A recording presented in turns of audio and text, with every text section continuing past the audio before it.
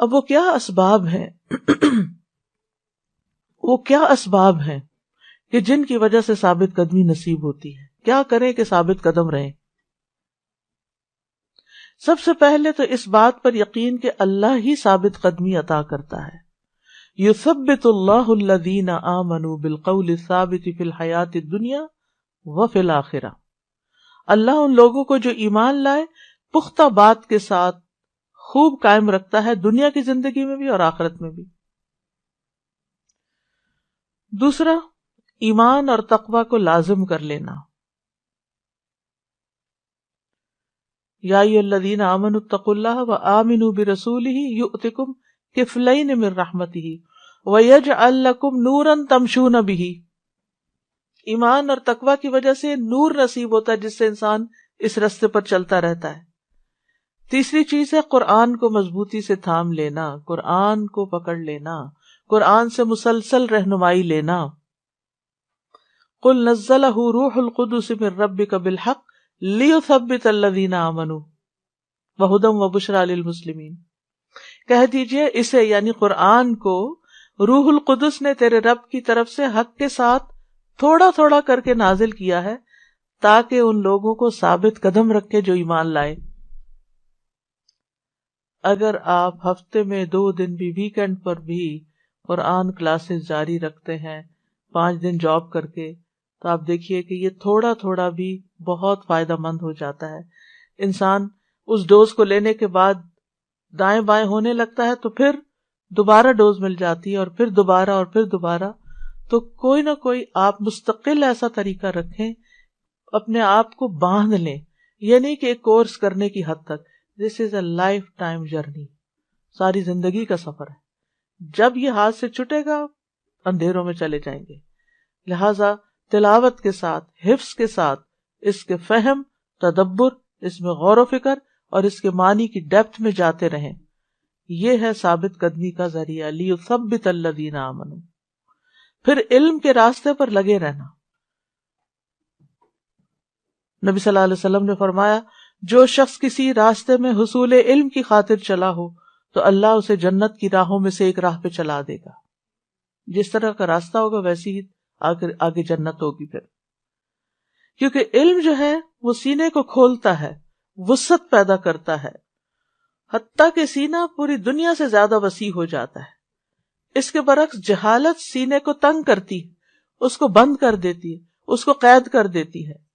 تو جتنا جتنا بندے کا علم بڑھتا جاتا ہے اس کا سینہ کھلتا جاتا ہے. یعنی یہ اس علم کی وجہ سے ہوتا ہے جو رسول اللہ صلی اللہ علیہ وسلم سے ہمیں وراثت میں ملا ہے، جس کو علم نافع کہا جاتا ہے. پھر ہے انبیاء اور صالحین کی سیرت کو پڑھنا. یہ ہو نہیں سکتا کہ آپ کسی صحابی کی سیرت پڑھیں اور آپ کے آنسو نہ آئیں. ہو نہیں سکتا. ان کے ایمان قبول کرنے کے واقعات، ان کے استقامت کے واقعات، ان کے عبادت کے واقعات، ان کے صدقہ خیرات کے واقعات، یعنی پوری ایک رہنمائی ہے ان کی زندگی میں. خواتین ہوں یا مرد حضرات ہوں، صحابہ میں سے جو بھی ہوں، صحابیات ہوں، صحابہ کرام ہوں، ان کی زندگیاں ہمارے لیے مشعل راہ ہیں اور ہمارے لیے عمل کرنے کو آسان کر دیتے ہیں. لہذا کوئی نہ کوئی ایسا سلسلہ جاری رکھیں، یعنی اپنے ساتھ اپنے مطالعے کے لیے، یا آج کل تو الحمدللہ نیٹ پر بھی بہت کچھ اویلیبل ہے، لیکن صحیح کی تلاش آپ کا کام ہے کہ ایسے واقعات جو آپ کو، ایسے سیریز جو ہیں، سیرت کی سیریز جو ہیں یا سیرت صحابہ کی سیریز جو ہیں، ان کو اگر آپ اپنے سننے کا ایک معمول بنا لیں تو آپ کو استقامت نصیب ہوگی کہ صحابہ آخر دم تک جمے رہے، ہمیں بھی اسی رستے پر رہنا ہے. اسی طرح انبیاء کے واقعات ہیں جن میں آپ دیکھیں کہ ابراہیم علیہ السلام کی ثابت قدمی آخر وقت تک، موسیٰ علیہ السلام کی ثابت قدمی، کلا ان معی ربی سیہدینی، میرے ساتھ تو میرا رب ہے، وہی مجھے ضرور ہدایت دے گا. فرعون کے جادوگروں کی ثابت قدمی. اگلی بات ہے اللہ کی راہ میں محنت اور کوشش کرتے رہنا. اللہ تعالیٰ کا فرمان ہے والذین جاہدوا فینا لنہدینہم سبلنا. اللہ کے دین کی خدمت کے لیے وقت نکالنا. کوئی نہ کوئی ایسا کام ضرور کریں, ہفتے میں ایک دن 1 گھنٹے کے لیے ہی کر لیں, 4 لوگوں کو بیٹھ جائیں. کوئی نہ کوئی سکھانے کا کام کریں, چاہے بچوں کو کریں, چاہے بڑوں کو کریں, چاہے گھر والوں کو کریں, چاہے اپنے ہسبینڈ کو کچھ سکھائیں بتائیں اگر ان کے پاس ٹائم نہیں پراپر سیکھنے کا. ہماری ایک اسٹوڈنٹ ریسنٹلی ان کی ایکسیڈنٹ میں وفات ہوئی اور ان کے ہسبینڈ بچ گئے, اور وہ جس سائٹ پر تھی وہاں سے گاڑی لگی اور وہ آن دا اسپاٹ ان کی ڈیتھ ہو گئی. تو ان کے ہسبینڈ کی آڈیو میں نے سنی, اور وہ کہہ رہے تھے کہ جس وقت اس کی وفات ہوئی ہے وہ قرآنی اور مسنون دعاؤں میں سے پڑھ کے میرا پروننسیشن ٹھیک کروا رہی تھی, اور وہ یہ دعا پڑھتے ہوئے اس کی ڈیتھ ہوئی. اور آ رہی تھی ایک اس نے کووڈ میں ایک کورس شروع کروایا تھا آن لائن, اور ان لوگوں کا وہ کورس ختم ہوا تو انہوں نے انوائٹ کیا کہ اب حالات اچھے ہو گئے, ہم آپ سے ملاقات چاہتے ہیں, آپ ہمیں آ کے درس دیں. اور جو ہی انہوں نے یعنی درس دینے کے بعد واپسی کا رستہ اختیار کیا تو ایکسیڈنٹ ہو گیا اور اسی میں وفات ہو گئی. تو اب دیکھیے کہ وہ موقع بھی اس بچی نے جانے نہیں دیا کہ میں اس وقت بھی اور کسی کو نہیں تو اپنے ہسبینڈ کو ہی سکھا دوں. کتنا مشکل کام ہے, لیکن اس کے لیے آسان ہے جس کے لیے اللہ چاہے. ہماری محبت کا تقاضا کیا ہے کہ ہم جو خیر خود سمیٹتے ہیں اس میں سے ان کے ساتھ بھی شیئر کریں, اور جب آپ عاجزی اور محبت کے ساتھ کریں گے تو ضرور وہ بھی لیں گے, کیونکہ ہم استاد بننے کی کوشش کرتے ہیں جو کہ درست نہیں. اگر ہم آرام سے, پیار سے, محبت سے ان کے ساتھ وہ علم شیئر کریں گے جو ہم لیتے ہیں تو انشاءاللہ ان کو بھی فائدہ پہنچے گا. یعنی دنیا میں کوئی ایک بندہ بھی آپ کو ایسا نہیں ملتا کہ جس کے ساتھ آپ نالج شیئر کر سکیں, کیونکہ اس شیئرنگ کے ساتھ آپ کے اندر استقامت آتی ہے, موٹیویشن آتی ہے, اور آپ کا علم پختہ ہوتا ہے. ایک ہوتا ہے لینا اور ایک ہوتا ہے پھر دینا. جب آپ دینے لگتے ہیں تو پھر آپ جم جاتے ہیں, پھر آپ کو خود بھی اس میں لطف آنے لگتا ہے, پھر آپ اس کا یعنی کہ اس رستے میں اور کوشش کرتے ہیں, مزید سیکھتے ہیں. پھر ہے نیکی اور اطاعت کے کاموں میں لگے رہنا, یعنی کوئی نہ کوئی خیر کا کام, انسانوں کی مدد, لوگوں کو اچھے مشورے دینا, اپنی سکلز کے حساب سے, اپنی ایکسپرٹیز کے حساب سے دوسروں کی زندگی آسان کرنا. آپ کو طبی نسخے معلوم ہیں, آپ کو ایکسرسائز کروانا آتی ہے, آپ کو بہت اچھا کھانا پکانا آتا ہے, آپ کو یعنی کون سی اسکل ہے جو آپ کے پاس ہے, اس میں آپ دوسروں کی مدد کریں. یعنی کوئی ایسا کام کریں جس سے لوگوں کی زندگیاں آسان ہو.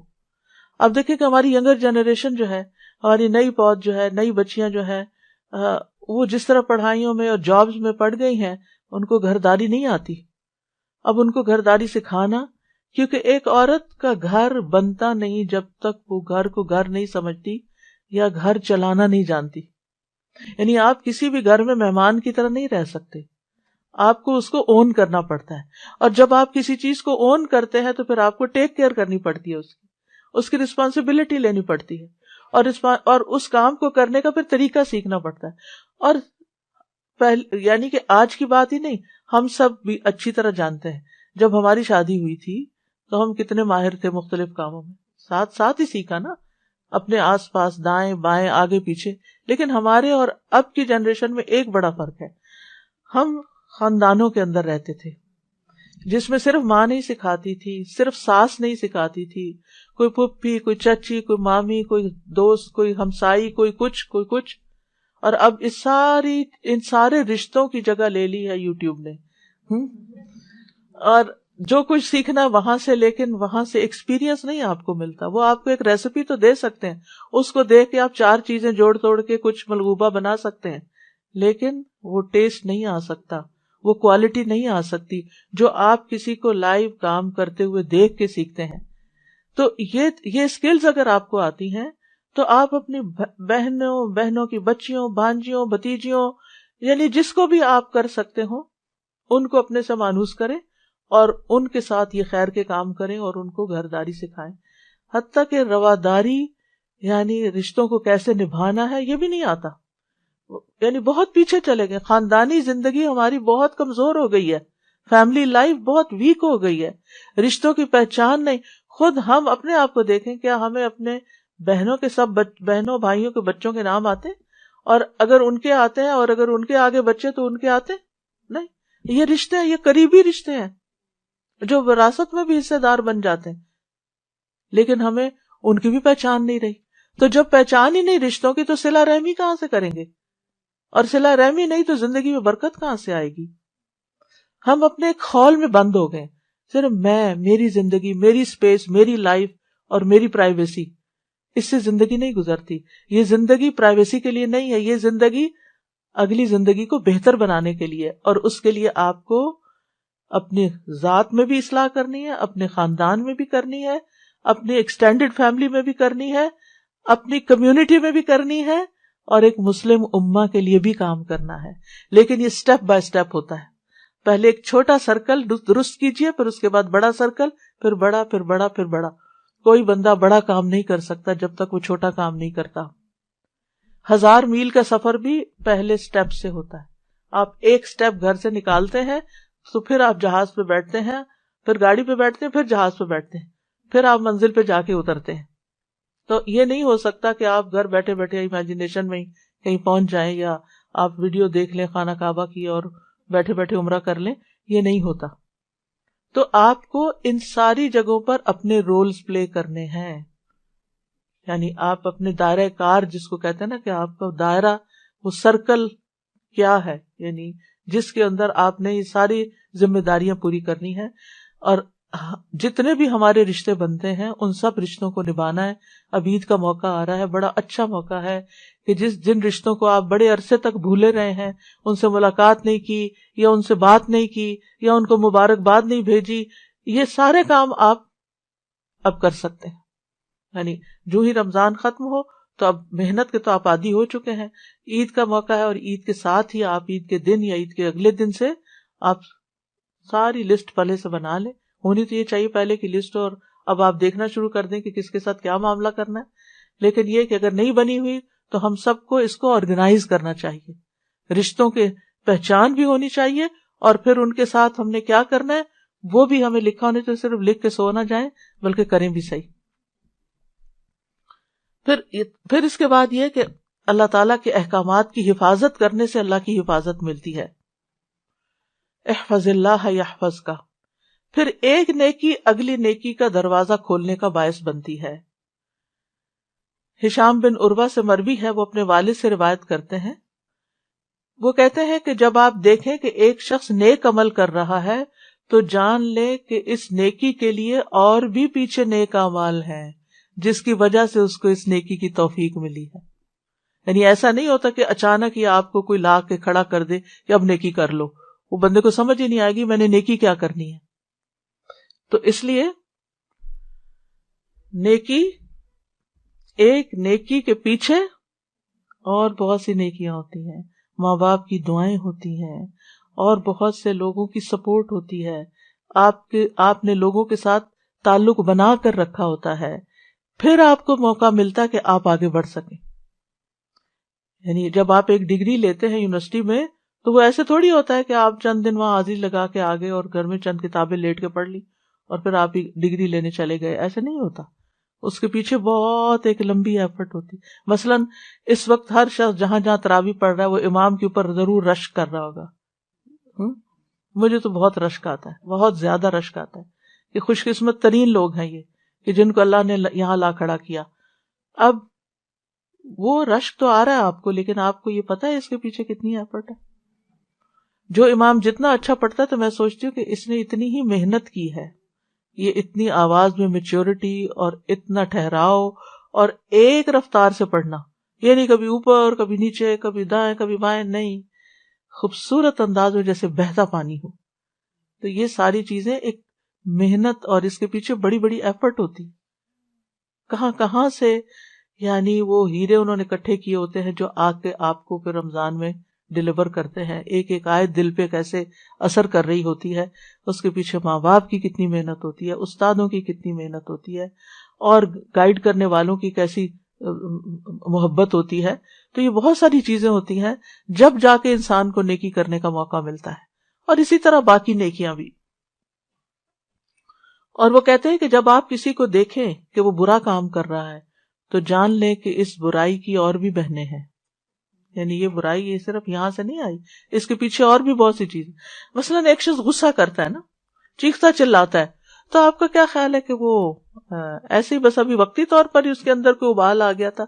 نہیں، اس کے اندر وہ بہت کچھ جمع تھا اور اب وہ پھٹ پڑا ہے. وہ کئی دنوں سے اکٹھا ہو رہا تھا اور اب وہ باہر آ گیا ہے. جیسے لاوا جو ہے وہ اسی وقت تھوڑی بنتا ہے، وہ اندر تھا اور اس کو رستہ ملا اور اس نے باہر تباہی مچا دی. ایسے ہی غصہ بھی ایکیومولیٹ ہوتا ہے اور پھر اس کے بعد باہر نکل آتا ہے. اسی طرح بہت ساری اور برائیاں بھی. یعنی یاد رکھیے غصہ ایک برائی ہے، گناہ ہے، کوئی اچھی بات نہیں ہے کہ جس کو ہم فار گرانٹیڈ لیتے ہیں. بس مجھے غصہ آ گیا تھا اور بڑے آرام سے کہہ دیتے مجھ پہ شیطان آ گیا. آپ نے آنے کیوں دیا اس کو؟ آپ اتنے کمزور ہیں کہ وہ آپ کے اوپر حملہ آور ہو جائے. ٹھیک ہے ہمیں آ جاتا ہے، ہم سب انسان ہیں، یہ نہیں کہ، لیکن حضرت عمر بھی تو تھے جن سے شیطان بھاگتا تھا، تو ہم ان کی اقتدا کیوں نہیں کرتے، ان کی پیروی کیوں نہیں کرتے کہ شیطان ہم سے بھاگے. پھر اسی طرح گناہوں کو حقیر سمجھنے سے بچنا ہے. ابن قیم کہتے ہیں گناہ زخم ہیں، وونڈز ہیں، اور کتنے ایسے زخم ہوتے ہیں جو انسان کو موت کی جگہ پر لگتے ہیں. بس جو ثابت قدمی کا شوق رکھنے والا اور اس پر نظر رکھنے والا ہے، اس کے لیے یہ لائق نہیں کہ وہ نافرمانی کو معمولی خیال کرے. یعنی کہیں ایسا نہ ہو کہ وہ زخم ہلاک کر دے، اور پھر ایسا نہیں ہو سکتا کہ وہ گناہ سے لذت حاصل کرے یا چھوٹے گناہوں کا ڈھیر لگا دے. قرآن مجید میں آتا ہے فَأَهْلَكْنَاهُمْ بِذُنُوبِهِمْ، ہم نے انہیں ان کے گناہوں کی وجہ سے ہلاک کیا. وہ کہتے ہیں کچھ زخم ایسے ہوتے ہیں جو اچانک حملہ کر دیتے ہیں اور قتل کر دیتے ہیں اور حملہ آور ہو جاتے ہیں اور اپنے صاحب کو تباہ کن حالت تک پہنچا دیتے ہیں اور انتہائی بدترین رہائش گاہ تک لے جاتے ہیں. یعنی سخت قسم کے گناہ میں انسان پڑتا ہے، ادھر ہی موت آتی ہے اور پھر خاتمہ بہت بدترین خاتمہ ہوتا ہے. پھر ہدایت پر ثابت قدم رہنے کے لیے نیک لوگوں کی صحبت اور مجلس اختیار کرنا، ان کے پاس بیٹھنا. اس کا حکم نبی صلی اللہ علیہ وسلم کو بھی دیا گیا، وَاصْبِرْ نَفْسَكَ مَعَ الَّذِينَ يَدْعُونَ رَبَّهُمْ بِالْغَدَاةِ وَالْعَشِيِّ. یہ نہیں کہ عوام کو ضرورت ہوتی ہے نیک لوگوں کے پاس بیٹھنے کی، خواص کو بھی ہوتی ہے، علماء کو بھی ہوتی ہے، دین کی تبلیغ کرنے ہر ایک کو ضرورت ہوتی ہے کہ وہ دوسروں سے انسپریشن لے اور ان کی وائبز بھی اس کے اندر آئیں، ان کی نیکی اور ان کے تقوی اور ان کے ایمان کی قوت اس سے فائدہ اٹھائے. آپ اللہ تعالیٰ فرماتے ہیں اور آپ اپنے آپ کو ان لوگوں کے ساتھ روکے رکھیے جو اپنے رب کو پہلے اور پچھلے پہر پکارتے ہیں، یعنی صبح و شام اللہ کا ذکر کرتے ہیں. ابن قیم اپنے استاد ابن تیمیہ کا حال بیان کرتے ہوئے کہتے ہیں جب ہمارا خوف شدید ہو جاتا اور ہمیں بدگمانیاں ہو جاتی اور زمین ہم پہ تنگ ہو جاتی تو ہم آپ کے پاس آ جاتے اور صرف اتنا ہی وقت لگتا کہ ہم آپ کو دیکھتے، آپ کی گفتگو سنتے تو یہ سب کچھ ختم ہو جاتا. اور یہ سب کچھ یعنی ہمارے خوف اور پریشانیاں شرح صدر، قوت، یقین اور اطمینان میں تبدیل ہو جاتا صرف اس مجلس کی برکت سے، ان کی باتیں سن کے. تو ہم سب کو اس کی ضرورت ہوتی ہے کہ ہم اپنے ایمان کو رینیو کرتے رہیں ایسی مجالس کے ساتھ. لہٰذا آج کی مجلس یا آخری مجلس نہیں، یہ پروگرام کنٹینیو کریں گے ایک ڈفرینٹ سٹائل میں انشاءاللہ تعالی. پھر اہل ایمان کی مجلس تلاش کرنی چاہیے. یعنی انسان کام کے لیے تو پھر کسی کے ساتھ بھی اس کو کام کرنا پڑتا ہے اور کام کرنا چاہیے، لیکن صرف اسی ماحول کا ہی نہ ہو کر رہ جائے. اہل ایمان کی مجلس تلاش کرے کہاں ہے اور وہاں پر جائے اور اس کا اہتمام کرے. معاذ رضی اللہ عنہ نے ایک دفعہ ایک صحابی سے کہا آؤ ہمارے پاس بیٹھو، ہم ایک گھڑی ایمان لے آئیں. یعنی ایک مجلس قائم کریں کہ جس میں ہم اپنے ایمان کی تجدید کریں. ابن مسعود کہا کرتے تھے آؤ ہمارے پاس بیٹھو ہم اپنا ایمان بڑھا لیں، اور وہ اپنی دعا میں کہا کرتے تھے اللہم زدنی ایمانا و یقینا و علما و فقہا، اللہم زدنی ایمانا و یقینا و فقہا، اے اللہ مجھے ایمان، یقین اور فقہ یعنی دین کی سمجھ میں زیادہ کر دے اور آگے بڑھا دے. یہ صحابہ ہیں جو یہ دعائیں مانگ رہے ہیں. اور ویسے بھی آپ دیکھیں نا، مومن مومن کا آئینہ ہوتا ہے، اور وہ اس کی دفاع بھی کرتا ہے، اور اگر وہ غلطی کرے تو اس کو بتاتا بھی ہے کہ یہ چیز ٹھیک نہیں ہے، اور اس کی غیر موجودگی میں اس کی عزت کی حفاظت بھی کرتا ہے۔ پھر اسی طرح استقامت کے لیے ضروری ہے کہ فتنوں سے بچائیں اپنے آپ کو۔ ایسی جگہیں، ایسے لوگ جو فتنہ پیدا کرتے ہیں، ان کی کمپنی سے پرہیز کریں، چاہے ورچوئل ہو چاہے۔ بعض اوقات ہم غلط قسم کی ویڈیوز دیکھتے ہیں، غلط قسم کے لوگوں کی باتیں سنتے ہیں، ہم کہتے ہیں ذرا ہمیں پتہ تو چلے یہ کیا سوچتے ہیں، اور پھر کسی طرح وہ سوچ آپ تک بھی ٹرانسفر کر دیتے ہیں۔ تو اس لیے شر کا دروازہ بند ہی رہے۔ آپ دیکھیں کہ اگر آپ کو مثلاً سانپ سے ڈر لگتا ہے یا کتے سے ڈر لگتا ہے، اور وہ کسی روم کے اندر بند ہے، تو آپ کیا کرتے ہیں؟ دروازہ کھول دیتے ہیں اس کا، کوئی نہیں میں دیکھوں تو صحیح کیا کر رہے ہیں اندر۔ نہیں، ہمیں نہیں دیکھنا کیا کر رہے ہیں۔ اللہ سبحانہ تعالیٰ نے ہماری رہنمائی کر دی ہے کہ خیر کیا اور شر کیا ہے، پہلے وہ رہنمائی لے لیں، پھر اس کے بعد اللہ سبحانہ تعالیٰ اگر کسی شر کا مقابلہ کرنا پڑا تو اللہ تعالیٰ خود رہنمائی کرے گا۔ پھر زبان کو مستقیم رکھنا۔ نبی صلی اللہ علیہ وسلم نے فرمایا، کسی آدمی کا ایمان درست نہیں ہو سکتا جب تک اس کا دل درست نہ ہو، اور اس کا دل درست نہیں ہوتا جب تک اس کی زبان درست نہ ہو جائے۔ سوچیں کیا بولتے ہیں، کس طرح دوسروں سے بات کرتے ہیں، یہ بڑا ہی ضروری ہے، کیونکہ زبان سے بہت سے فتنے کھڑے ہوتے ہیں اور بہت سی خرابیاں، اور انسان بہت سی نعمتوں سے محروم ہو جاتا ہے صرف زبان کے غلط استعمال کی وجہ سے۔ پھر نفس کا محاسبہ کرتے رہیں، نفس کا محاسبہ کرتے رہیں۔ قرآن مجید میں اللہ تعالیٰ فرماتے ہیں، قد افلح من زکاہا، وہ شخص کامیاب ہوا جس نے نفس کو سنوار لیا۔ ابن المنقدر کہتے ہیں، میں نے اپنے نفس کا مقابلہ کرنے میں 40 سال تک تکالیف برداشت کی، یہاں تک کہ میرے نفس کو استقامت حاصل ہو گئی۔ حسن بصری کہتے ہیں، مومن اپنی ذات پر نگران ہے اور وہ اللہ عز و جل کے لیے اپنا محاسبہ کرتا ہے۔ قیامت کے دن ان لوگوں کا حساب آسان ہوگا جو دنیا میں اپنے نفس کا حساب کرتے رہتے ہیں، جو اپنا محاسبہ دنیا میں کرتے رہتے ہیں، قیامت کے دن ان کا حساب آسان ہو جائے گا۔ اور جو دنیا میں اپنے آپ کو بس کھلی چھٹی دے دیتے ہیں، جو دل چاہے وہ کر لیتے ہیں، اور اپنے آپ پر کوئی چیک نہیں رکھتے، تو پھر قیامت کے دن ان سے سخت حساب لیا جائے گا۔ پھر جہاں ہمیں ان امور کا پتہ ہونا چاہیے جن کی کرنے سے ثابت قدمی ہوتی ہے، وہاں ان باتوں کا بھی پتہ ہونا چاہیے کہ جو ثابت قدمی سے ہٹا دیتی ہیں۔